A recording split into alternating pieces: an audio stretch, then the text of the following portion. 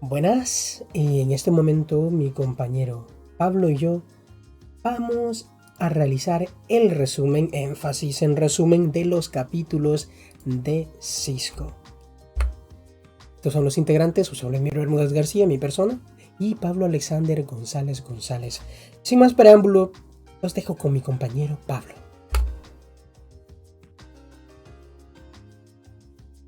En el capítulo 1 llamado Introducción al hardware de equipos personales, en este capítulo aprendimos sobre el contenido de un equipo y las pautas de seguridad que pueden evitar incendios eléctricos y lesiones mientras se trabajan dentro de dicho equipo.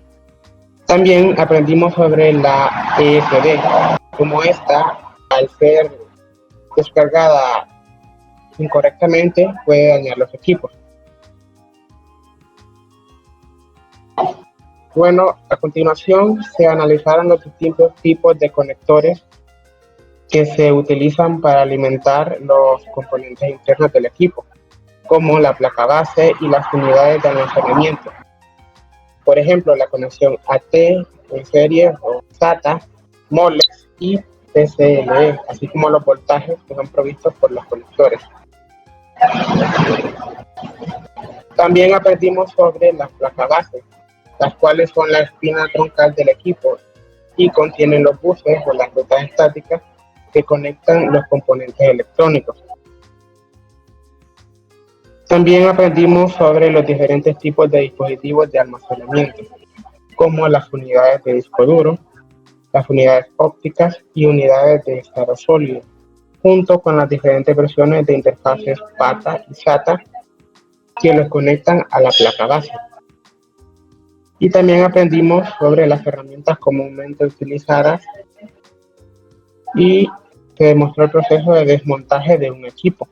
Al final del capítulo, desmontamos un equipo como parte de la práctica de laboratorio. Pasa a la siguiente. En el capítulo 2, armado de PC, en este capítulo aprendimos sobre el montaje de los equipos, que puede ser, es una gran parte del trabajo del técnico, ya que como técnicos debemos trabajar de manera lógica y metódica con los componentes del equipo. Como ejemplo, la elección de la placa base y los componentes externos influyen en la selección del gabinete y la fuente de alimentación. Y el factor de la forma de la placa base debe coincidir con el tipo correcto del gabinete del equipo y la fuente de alimentación. También aprendimos que las fuentes de alimentación de la PC convierten el voltaje de entrada en voltaje de salida. Las fuentes de alimentación suelen proporcionar voltajes de 3,3 voltios, 5 voltios y 12 voltios para alimentar los distintos componentes internos del equipo. Después de aprender sobre las fuentes de alimentación, se instaló una fuente de alimentación y también otros componentes internos, en las cuales está incluida la CPU y la RAM. Aprendimos que cuando se selecciona una placa base, esta debe ser compatible con la CPU y la RAM, el adaptador de video y otras tarjetas adaptadoras.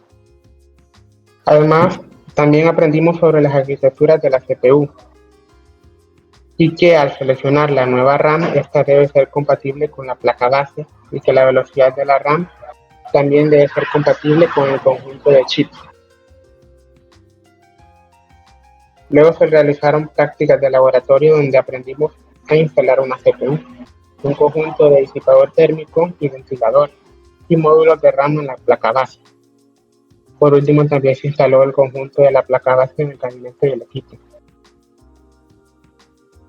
También en el capítulo aprendimos sobre las tarjetas gráficas, las tarjetas de sonido, controladores de almacenamiento, tarjetas de ES y NIC.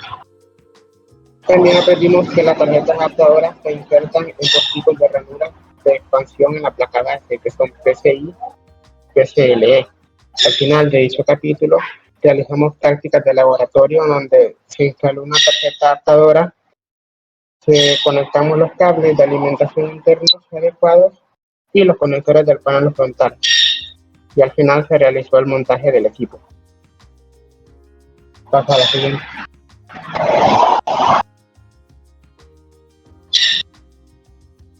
En el capítulo 3, hardware de equipo avanzado, aprendimos sobre el proceso de arranque del equipo y el rol que es desempeñado por el BIOS, que realiza los hosts en los componentes principales del equipo.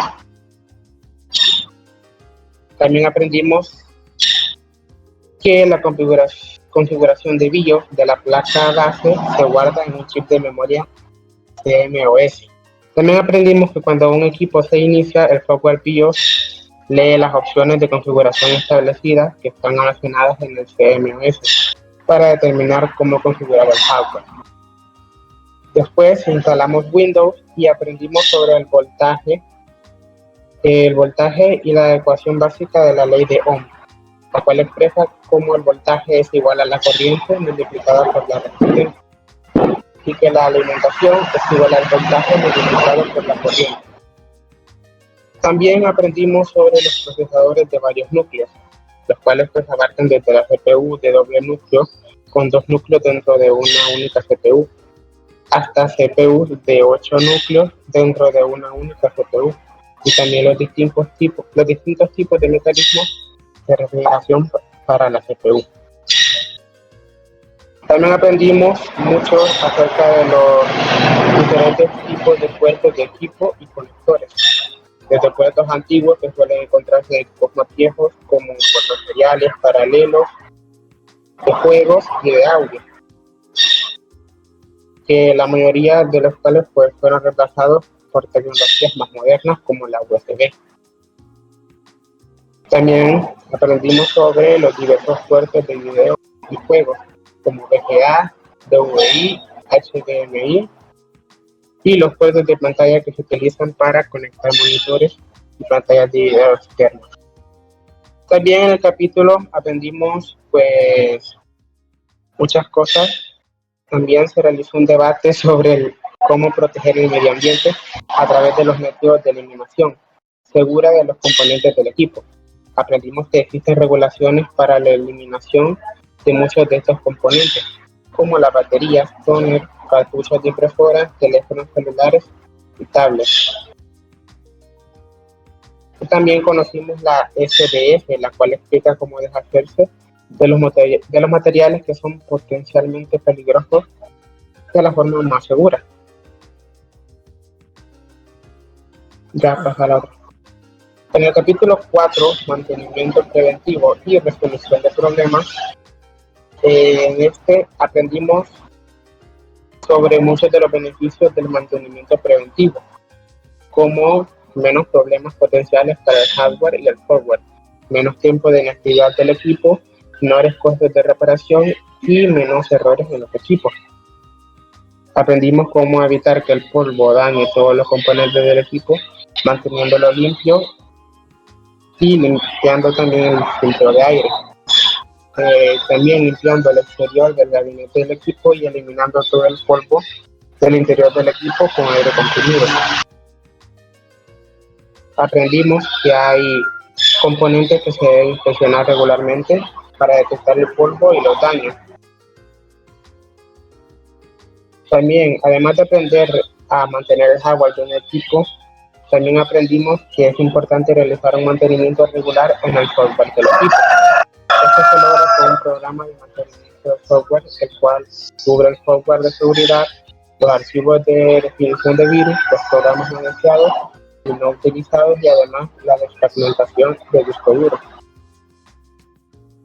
En el capítulo 5, concepto de redes, aprendimos sobre los diferentes tipos de componentes, dispositivos, servicios y también protocolos que componen una red. En la manera en que todos estos elementos están dispuestos en forma de diferentes topologías de red, como la PAN, LAN, VLAN, las WLAN y las VPN. También aprendimos que existen diferentes maneras en las que los equipos y las redes se conectan a Internet.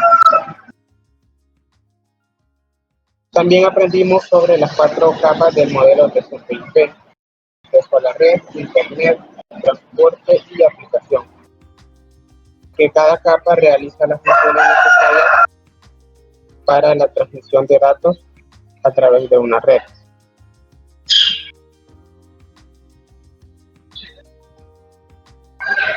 Se analizaron muchos tipos de dispositivos de hardware de red. También aprendimos que las NIC proporcionan conectividad física profesionales, pueden ser cableadas o inalámbricas e instalarse dentro del equipo en una ranura de expansión o de manera externa conectadas a través de un USB.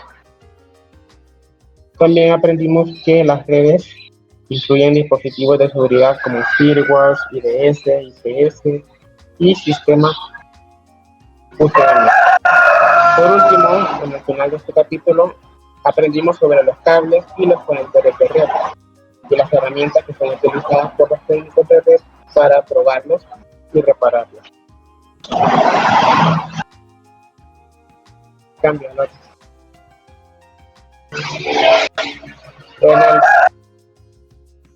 En el capítulo 6, redes aplicadas. No, espérate, que el gallo está haciendo mucho ruido. No hay problema. En el capítulo 6, redes aplicadas, aprendimos sobre cómo configurar las NIC, conectar dispositivos a un router inalámbrico y configurar un router inalámbrico para la conectividad de una red.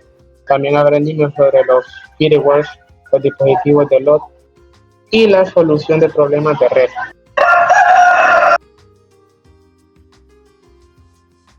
También aprendimos sobre la configuración de una dirección IP en un dispositivo que se puede realizar manual o dinámicamente mediante el DHCP.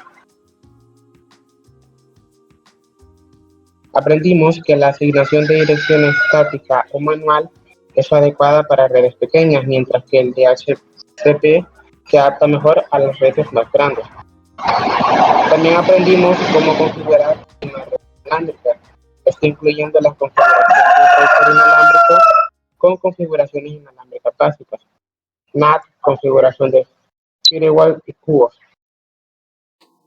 Luego de esto, se realizaron 2 prácticas de laboratorio, una sobre la configuración de una red inalámbrica y luego otra para configurar ajustes del firewall. En esta práctica se tuvo que hacer la configuración inalámbrica básicas en un host inalámbrico y un punto de acceso, y luego probar la conectividad. En la práctica de laboratorio de firewall configuramos el filtrado de MAC, una DMZ y el reenvío a puerto asignado. Cámbialo. En el capítulo 7, equipos portátiles y otros dispositivos móviles, pues aprendimos sobre las funciones y la funcionalidad de las PC portátiles y otros dispositivos móviles, como los teléfonos inteligentes, las tabletas, así como también cómo remover e instalar componentes internos y externos. Aprendimos también que los equipos portátiles utilizan los mismos tipos de puertos que las computadoras de escritorio, a fin de que los dispositivos periféricos puedan ser intercambiables. Los dispositivos móviles también pueden utilizar algunos de los mismos dispositivos periféricos. También aprendimos que los dispositivos de entrada fundamentales, como el teclado y el panel táctil, están integrados en los equipos portátiles para poder proporcionar una funcionalidad similar a la de los equipos de escritorio.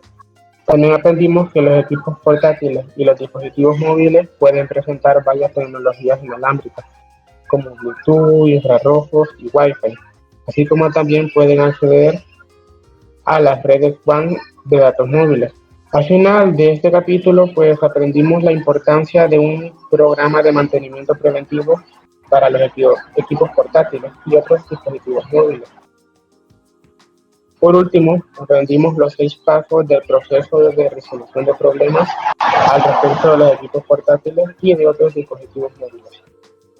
A continuación, seguirá mi compañero José.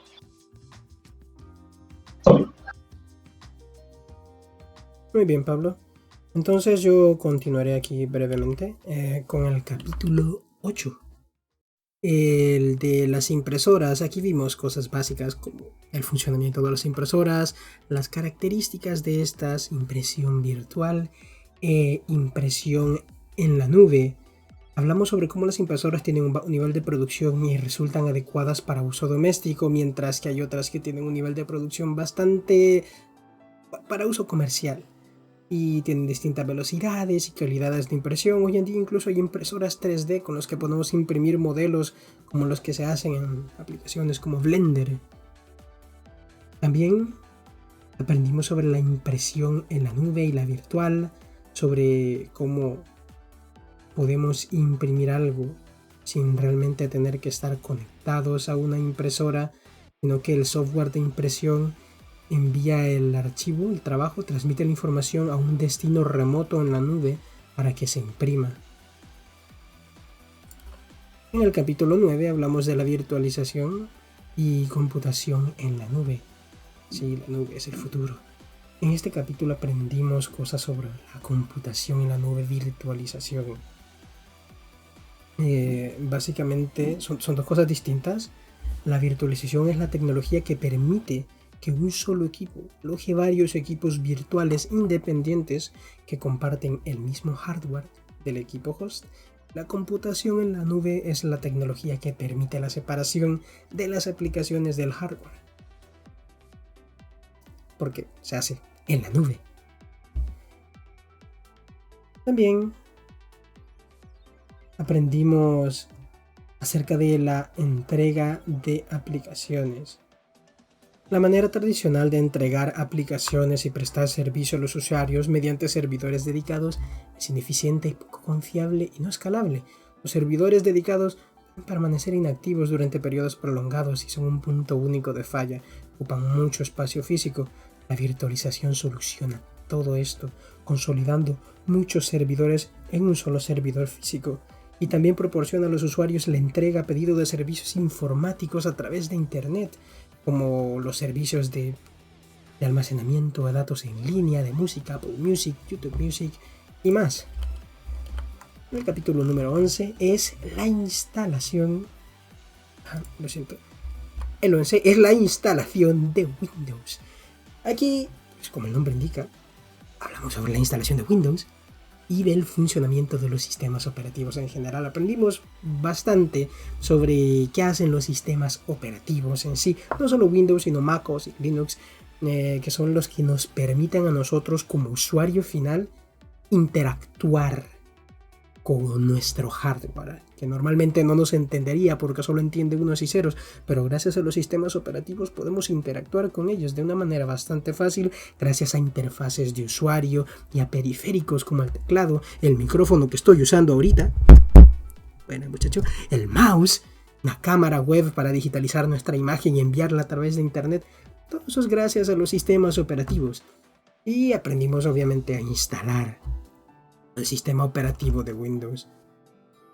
En el capítulo 11 aprendimos a configurar Windows. Esto está más centrado, más que MacOS y Linux, en Windows 7, 8 y Windows 10. Aprendimos sobre sus diferentes versiones, más que nada Windows 10, la verdad, porque 8 no le gusta a nadie y el 7 ya no recibe soporte. Aprendimos sobre las versiones Home, Pro, Ultimate y Enterprise de Windows 10, sus versiones de 32 bits, ¿quién usa 32 bits? Y 64 bits. Y cómo se adaptan a las necesidades de los distintos usuarios. También aprendimos sobre el mantenimiento preventivo y su importancia, pero no tanto así como de la computadora, de la hardware, sino del software, como tener el buen antivirus actualizado, tener instaladas las actualizaciones de seguridad, etcétera, etcétera. Y aprendimos los 6 pasos del proceso de resolución de problemas para sistemas operativos Windows, de los cuales hicimos una tarea. Si no me equivoco, grabamos un audio acerca de ellos. En el capítulo 12 hablamos de los sistemas operativos móviles, de Linux, Mac OS. Sistemas operativos para equipos portátiles, funciones de seguridad móvil, Linux, Mac OS y 6 pasos de resolución de problemas para los sistemas operativos móviles, Linux y Mac OS. Aprendimos sobre la diferencia entre los dispositivos móviles y los de escritorio y cómo emplean sus sistemas operativos que se utilizan de manera bastante diferente, aunque conceptualmente son lo mismo, nos permiten interactuar con el hardware. Hablamos un poco de las diferencias entre Android y iOS, que si no me equivoco también hicimos una tarea respecto a eso, donde comparábamos ambos sistemas operativos y también mencionamos brevemente el Linux, macOS y sobre los sistemas de ficheros que tienen, que son distintos. Por ejemplo, esto ya no tiene nada que ver con Linux, sino que es más de Windows. Debí mencionarlo antes, que Windows tiene NFS, FAT32 y FAT, pero Linux solamente es compatible con FAT, NFS, XT4 y XT3. O sea, es el sistema de ficheros que utiliza, mientras que MacOS, Apple siempre de exclusivista, tiene unos completamente diferentes, HFS y APFS. O sea, esos son los sistemas de ficheros que utilizan esos sistemas operativos. Pues hablamos un poco de sus diferencias y de la experiencia en general diferente que brinda cada sistema operativo. En el capítulo 13, la seguridad. Hablamos de tipos de amenazas para los equipos, la implementación de soluciones de seguridad, delincuentes cibernéticos, firewall y BIOS. Hablamos mucho acerca de rootkits, spyware, gusanos, ransomware, adware, troyanos y viruses en general. También sobre cómo podemos solucionarlos y, por aún, prevenirlos. Hablamos mucho sobre la prevención de este tipo de fallas de seguridad, sobre cómo tenemos que tener actualizado todo y tener configurado todo, tener un buen antivirus instalado y también evitar dejar nuestras cuentas abiertas en computadoras públicas, colocar USBs que nos han dado y no sabemos en dónde han estado, entrar a sitios web de dudosa procedencia. En general, lo que abarcamos en este capítulo son cosas de seguridad, lo dice el nombre del capítulo obviamente, y cómo mantener nuestros equipos en buen estado y libres de cualquier tipo de amenaza que pueda atacarles. Y finalmente, capítulo 14, profesional de IT, de TI. El profesional de tecnologías tiene que tener aptitudes para comunicarse, comportamiento profesional, aspectos éticos, legales relacionados con el trabajo en el área de tecnología informática. Y hablamos un poquito también de archivos de scripts. Básicamente estuvimos hablando de los aspectos legales y éticos que se deben tener en cuenta al trabajar con tecnología. Siempre debemos de comportarnos de manera profesional con los clientes y con los compañeros de trabajo. El comportamiento profesional aumenta la confianza del cliente en nosotros y nos da mayor credibilidad. Hay que aprender a reconocer los rasgos de clientes difíciles y qué hacer y de qué no hablar con ese tipo de cliente. También debemos de cumplir con ciertas pautas para poder desempeñarnos bien en el área de la tecnología informática. Aprendimos que debemos estar al tanto de políticas y prácticas de la empresa con la que estamos asociados y de que debemos de familiarizarnos con las leyes de marcas comerciales y de derechos de autor locales y nacionales, licencias de software, todo eso, y el derecho informático que describe las circunstancias en las que podemos recopilar datos de una computadora como evidencia, dispositivos de almacenamiento, redes, comunicaciones inalámbricas, etc. También, como mencioné, hablamos un poco de los archivos de script, que son archivos escritos en lenguajes de scripting para automatizar los procesos y las tareas en diversos sistemas operativos. Básicamente dejar algo haciéndose solo. Puedo ahorrarnos mucho tiempo a los técnicos, especialmente cuando deben de realizar las mismas tareas en muchos equipos diferentes. Esto me recuerda a algo muy gracioso que vi en internet hace unos días sobre cómo un técnico en computación